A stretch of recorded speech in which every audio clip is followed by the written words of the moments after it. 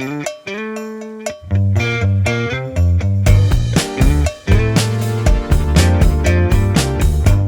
to Unboxing Fulfillment, the modern B2C fulfillment podcast. I'm your host, Chad Warzecha. Our guest today is Jack Peck, president of FastFetch Corporation, a company that offers a variety of solutions to help automate order fulfillment, including ours here at Amware. Jack is a scholar. He's headed up the Department of Computer Science at Clemson University. He's an inventor. He holds several different patents. And perhaps most importantly, he's a businessman responsible for running FastFetch, including the sales and product design. Jack is a very good, or has, I should say, a very good perspective on how technology can be deployed in a warehouse. And we're really curious to hear what his thoughts are this afternoon. Jack, welcome to the podcast, sir. Thank you very much. I'm looking forward to it. Yeah, likewise. So I think a good place to always start is just maybe a quick introduction or shorthand version of your background and just kind of how you ended up where you are. I think our listeners always enjoy that aspect leading into the conversation. Sure. Well, as an undergraduate, I was a mathematics major in computer science, went to graduate school and really did a lot of entrepreneurial types things when I was in graduate school. So I got a flavor of the industry, worked a lot as a consultant for Dow Chemical, Tenneco, Shell Oil, those types. Went to Clemson University after I got my doctorate degree from the University of Louisiana. And at Clemson, I became a professor. I was department chair, retired early, and then started my own business. As a matter of fact, I started a business called Foxfire Technologies. We did a lot of work in road warehouse management software. Saw a lot of, as they say, the good, the bad, and the ugly out there in different applications in different companies. Had some interesting ideas about how we could improve upon the order fulfillment activities that those companies had. Went ahead and filed for some patents on those ideas. When the patents came through, we spun off from Foxfire a company called FastFetch Corporation, which is the company I'm the president of now, and put those ideas that we took from the research lab that I was doing at the university and put them into practice out in industrial applications in FastFetch. And so that's where we are today. Oh, wonderful. So that's a spinoff. Is that how FastFetch came to be? Yes, it is. I was the chairman of the board at Foxfire Technologies, sold Foxfire in 2007 to devote my full energies to FastFetch. Okay. And FastFetch concentrates not on everything in the warehouse, concentrates really on the order fulfillment parts of the things that go on in the warehouse, which represents 60 to 70% of the labor. So that was a low-hanging fruit as we saw it in terms of making improvements.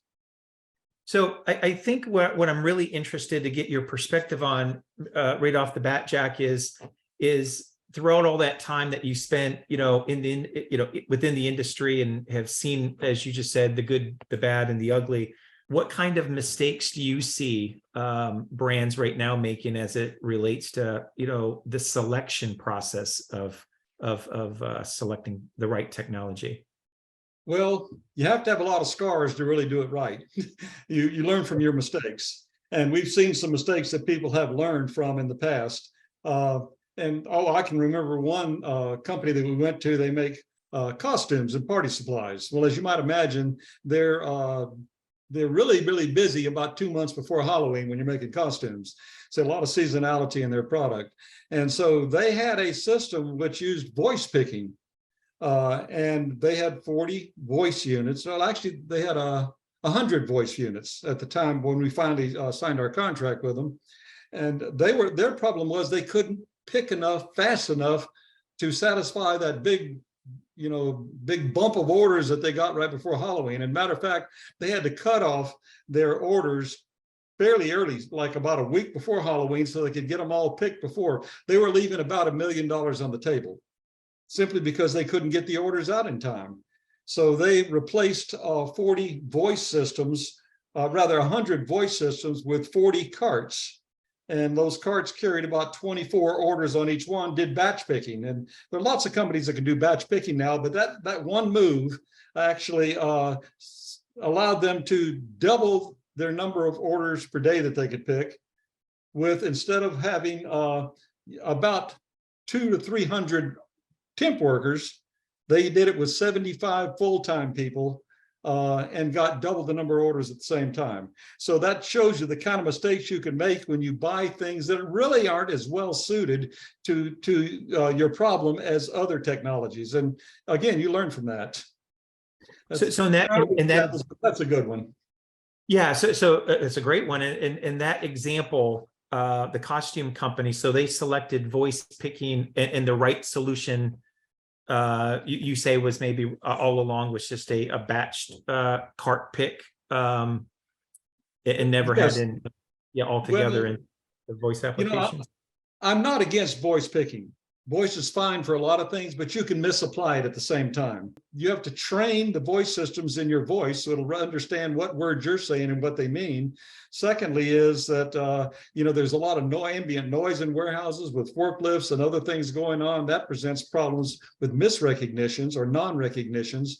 Thirdly, as your voice changes, when you have a cold and that type thing, that becomes an issue. There's some issues that people have with hygiene. I don't want to use your headset because of the fact that there are hygiene problems, perhaps, if I do that. And so those are the kind of things, in addition to being slow, voice systems require when you get to the location, it tells you to read a set of check digits that it's at the location, and you read it and it takes time rather than just having a light or something to say, pick me. So there's a lot of problems that voice systems are presented with when they use for order fulfillment. So do you find that most brands are selecting technology based on just the picking application? So one of the things that you just mentioned was voice can be, it should, you can use it in all sorts of different environments, right? Whether it's receiving or put away or picking. Do most people, so maybe they're not multi-dimensional, they're just like thinking about the picking application. Is that a common misconception of brands selecting technology, do you think? To some degree it is, buyer beware, if you will, but it is also the fault a little bit for the salespeople that are selling voice. I mean, they want to sell it for everything possible that you might be able to use it for. So perhaps they overemphasize, the applicability of voice to order fulfillment, that is to picking. How about other types of technologies? Can we maybe just get your thoughts on different types right now that are evolving? What are your views on pick to light or maybe vision picking? Okay, well, pick to light is, we kind of do a variation of pick to light. In fact, our first patent was a variation on pick to light. We typically like to use the word light directed picking, because people already have something in their mind when you say pick to light, and they assume that you're like every other pick to light system, and we're really not. So with pick to light's been around since '71, and people, the problem with it back then, and to some extent now, is cost. I mean, if you have to have a light that costs, I don't know, anywhere from $200 to $400 per light module per product location, then that can get kind of pricey if you have a whole lot of products. The second thing that with pick to light itself is that there's an infrastructure required to install it. Typically, this starts with a computer in the back room someplace that runs all your lights, and you're subject to fault tolerance issues. That is, they're not very tolerant to some types of problems. For example, if that computer goes down, or if the network goes down that the computer is using, none of your lights work. So another problem, of course, is scalability, because as you add more and more and more lights, your performance starts to degrade. So scalability is not there the way you'd like it. So those are some of the typical problems with pick to light. Let me mention one more, and that is the mechanical button. All the pick to light systems today have a mechanical button that you press to confirm that you've picked that item. If you talk to people that have used it a lot, that's one of the sources of problems. The mechanical button eventually gives out, and then you have to go back to the manufacturer to get a new light. There was one company that we were working with that had the problem of, they went back to the manufacturer to get to get a replacement light for several of their lights that had gone south on them. And I live in the South, so it's okay to use that term. But they went back to the manufacturer. The manufacturer said, well, we don't support that model anymore. And Walmart bought all of our spares. We can't give you a replacement for it. You have to change out all your pick the light system. Well, they weren't too pleased with that answer, of course. So that is a problem with pick the light, is that mechanical button. What we do is, first of all, we don't have mechanical buttons. We just wave your hand in front of a light, and it senses that with a light sensitive proximity switch, which is equivalent to a button, but it's touchless. So again, during periods of COVID, as you mentioned, there is nothing to touch, which is kind of nice. Secondly, is that every bay stands on its own. You don't have the computer connected to the bay. What we do is we have a cart with a computer on it. We talked about batch picking, and some of our customers, for example, have 53 orders on a cart. As you roll the cart down the aisle, it figures out where you are and says stop when you get to the right location. That's part of our patent, on our first patent. It says stop, it knows where you are. It lights up the lights on a bay from the computer that's on the cart, generally a tablet. And so then it says, come pick me. And so you can then go pick the item, and it uses lights on a cart to say, hey, put it right here in the quantity indicated. So it allows you to do batch picking with lights on the cart and lights on the bay. Yeah, exactly. So so you still are getting a pick confirmation in the process, it sounds like, regardless. Yes, you're getting the confirmation because you're waving your hand in front of a flashing LED in the light, and it senses that as if you had pushed a mechanical button, except there's no button to wear out. And for the listeners or brands that are trying to grow, and you know, when you're having 50,000 or 100,000 plus orders a month, think about all the times you're hitting that button fast and probably not gentle before those things wear out and then become, as you just mentioned in the example, obsolete altogether, and you have to replace the system. So I definitely like the wave off functionality. Yeah, for sure. It's a big advantage, and it really the cost of an infrared. We use an infrared a lot, so the cost of an infrared emitter and transmitter is pretty small. So that really is the heart of it right there. It feels as though, Jack, a lot of ASRSs, or automatic storage retrieval systems, are becoming more popular, typically at the startup when a new facility goes in. Do you have any perspective on when ASRSs are, you know, more advantageous than maybe when not to, you know, deploy it, or examples of when somebody did deploy it and maybe shouldn't have? Well, it depends on the problem you have, and also the nature of your product. For example, A-frames are very fast.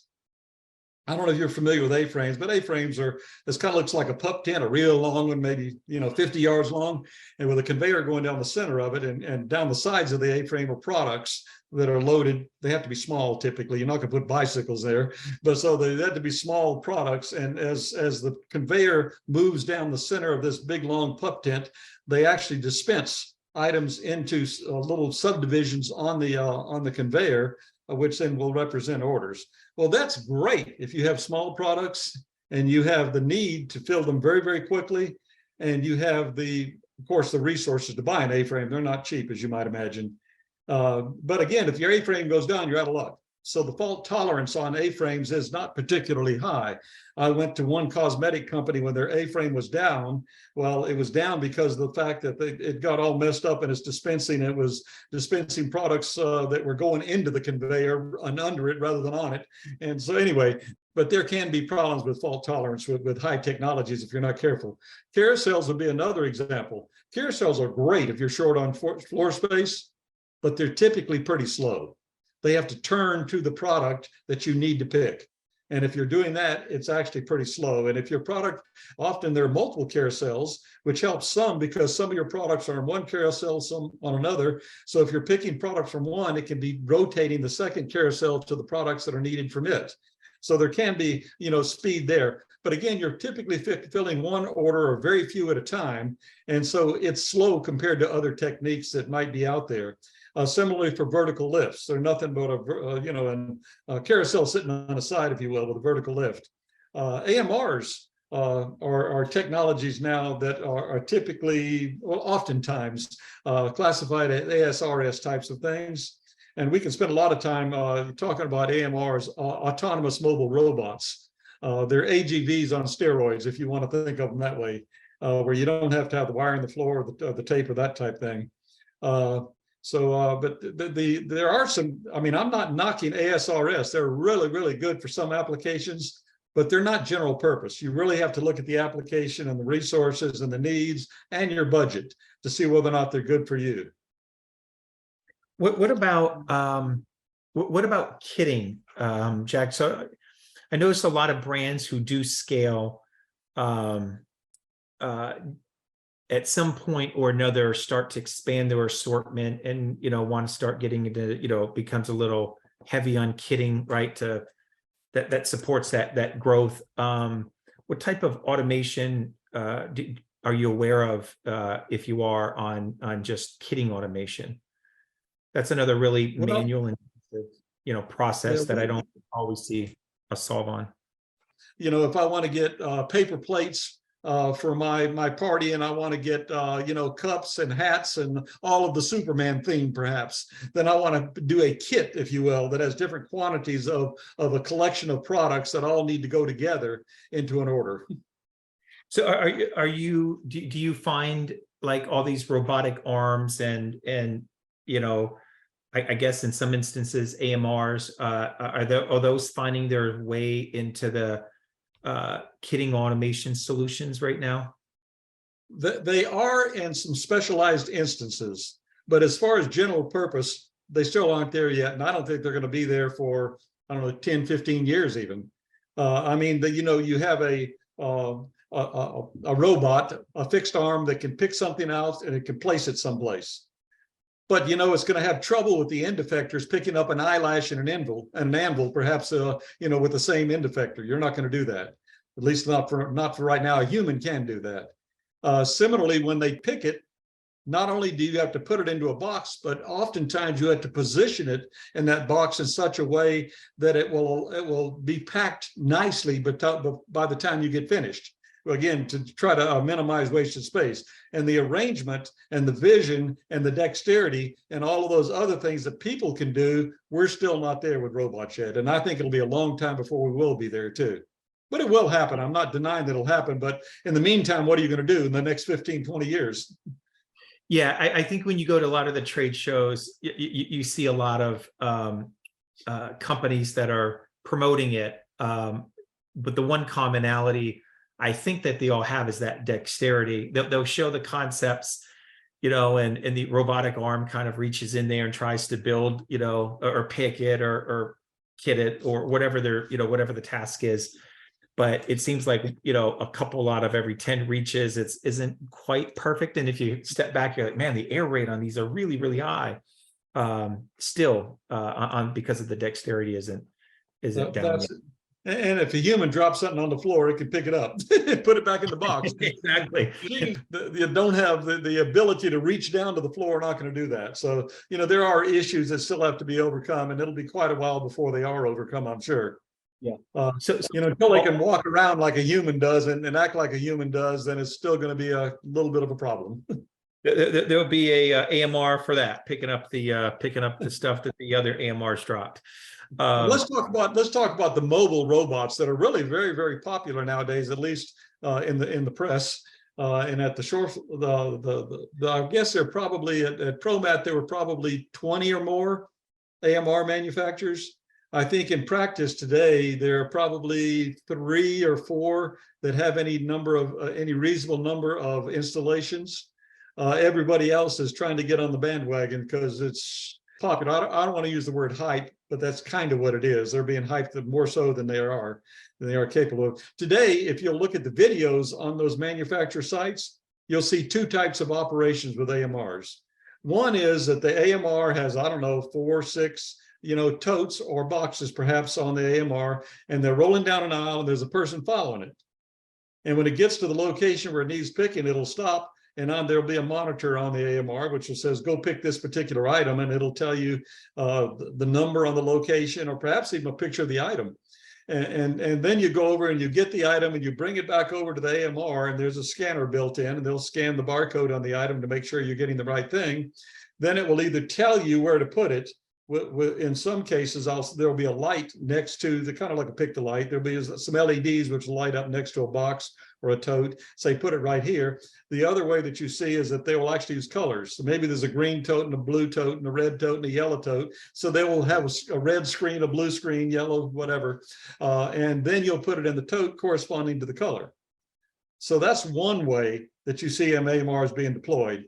I would argue that it doesn't reduce the number of people. You got a person following the AMR every place they go. It doesn't reduce picking. The people still do the picking. It might even be a little bit slower compared to pick the light, because after they scan the first unit to make sure it's the right thing, they have to go back and get some more. Hopefully they get them from the same location they got the first one. If they don't, they have to scan each one. So in any event, that is the first way that people use it. The second way people use AMRs is to assign people to zones. And then the AMRs actually go to the zone where the person is. It stops at a location. The person sees the AMR at that location. They walk over to the AMR. And some cases where I've seen these things in practice, it might be a 20, 30, 40 yard walk from where they are to where the AMR is. And so they have to walk in their zone to the AMR. Then they have to do the picking the same way it was as if they had followed it. Same issues that we talked about. Then they put it in the totes. Then the AMR takes off and goes to another zone where another position in that zone where there's more picking to be done. That's the second method. So a person is assigned to a zone, the AMR shows up at the zone. The problem with the second method is that there's a lot of idle time if you don't have a lot of AMRs. The person sitting there waiting for an AMR to come to their zone. The way you overcome that problem of idle time is to have more AMRs, a whole lot more AMRs than you have people. And to do that, the ratios that I've heard are anywhere from 3 or 4 to 1 to as many as 6 to 1 AMRs for every picker. I visited one site where they were using the AMRs in the second method, and they had 25 pickers and 150 AMRs running around. Now, the problem with that, of course, is AMRs aren't free. 150 AMRs is kind of costly for 25 pickers. The second problem is that you get so many AMRs, now you have congestion in the aisle with AMRs trying to get by other AMRs. So that is, it would be the same problem if you had 150 pickers, but now we have AMRs trying to do it. So that is a second problem with AMRs as we see them being deployed in almost all cases today. Yeah, and I think what you said earlier is probably, it's totally true. I think the right solution to the right problem, don't create a solution to a problem that you don't have. But one and two is just, I think all of these applications probably work in the right environment. So like, in the AMR example that you just gave, if you've got a smaller footprint or zones that aren't really, really large, that, you don't end up having people walk, because that's the whole basis of it, right? Is prevent the walking, the travel path. But if you can create zones that are small and that you don't have idle times, then maybe in those examples, the AMRs are great, but maybe that's not so great for, some brand or some company that still has really, really big,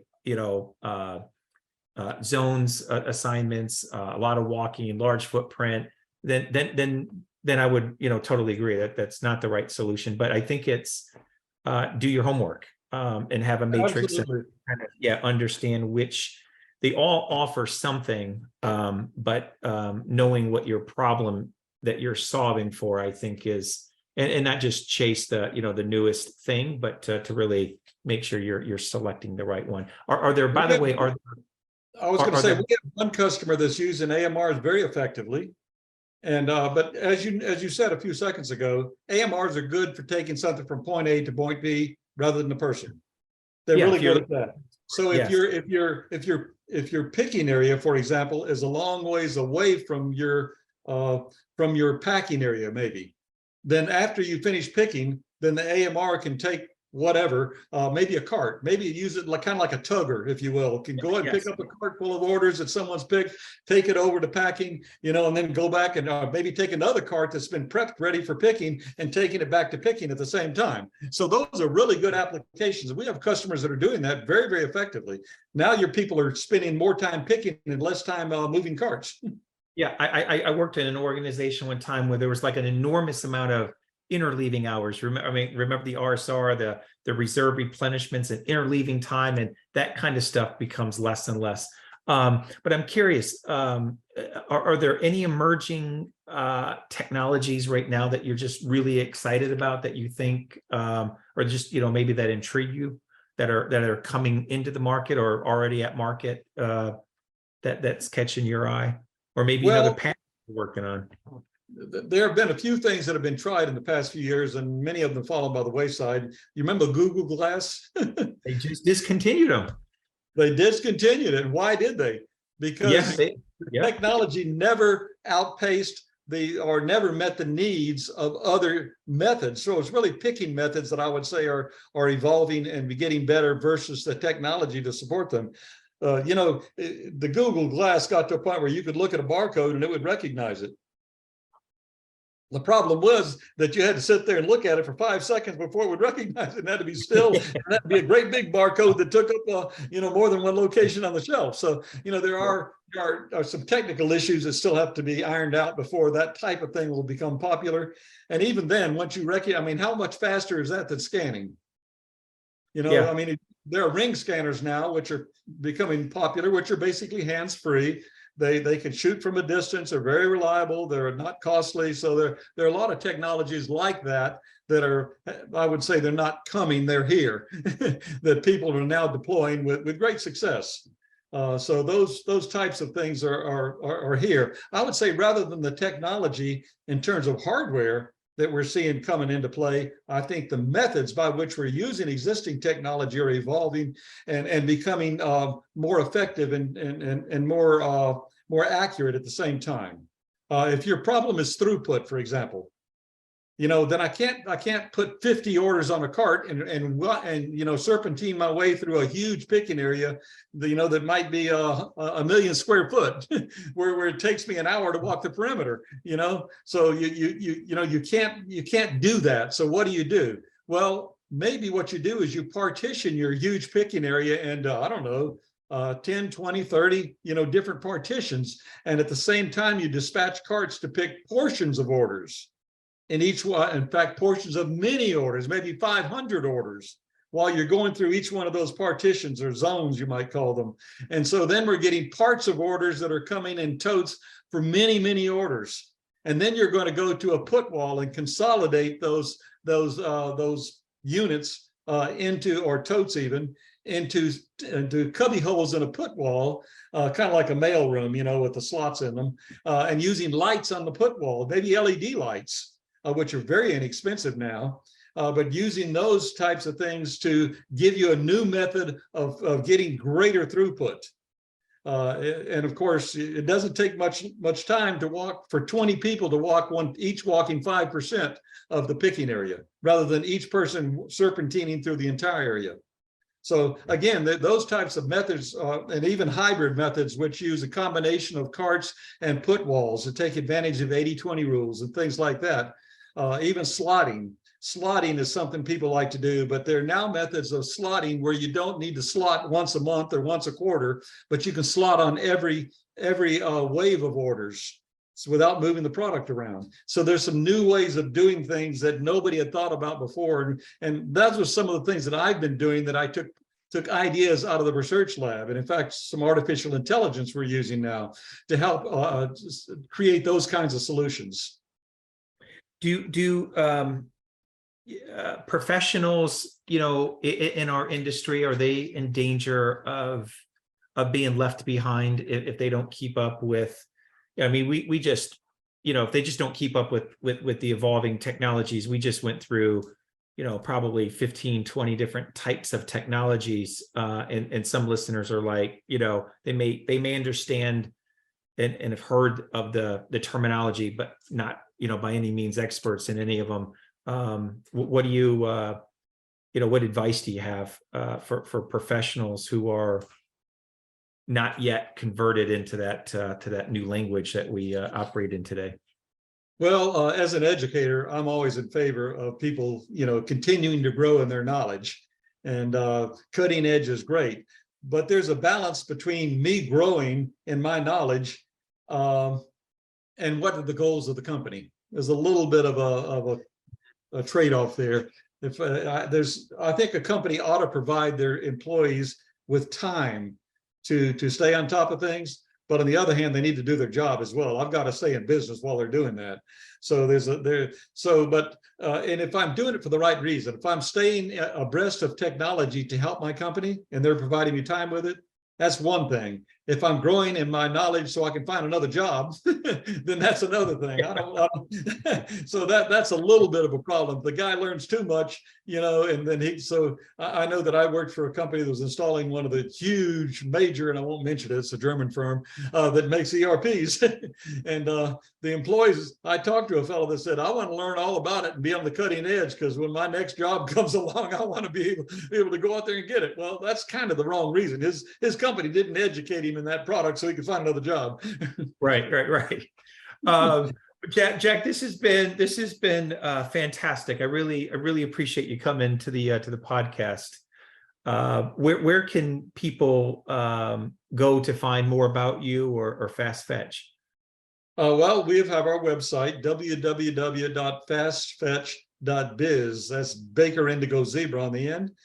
They can also call or send an email to sales@fastfetch.biz, and we'll get back with you. If you want somebody's phone number, I can give you a phone number of Randy Cole, who's our vice president for sales and technology. Randy's phone number is 864-243-7840. And he'll get back with you if he's not available to answer it right then. We believe in answering the calls with the right people rather than take a number, I'll call you back. Yeah, thanks, Jack. We'll leave a link down in the video for the listeners, and when we get it posted as well. But thanks again. Thanks to the listeners today for joining in on today's podcast. And this concludes our episode of Unboxing Fulfillment. Stay safe, everyone. Thank you very much. I enjoyed it. Thank you, Jack.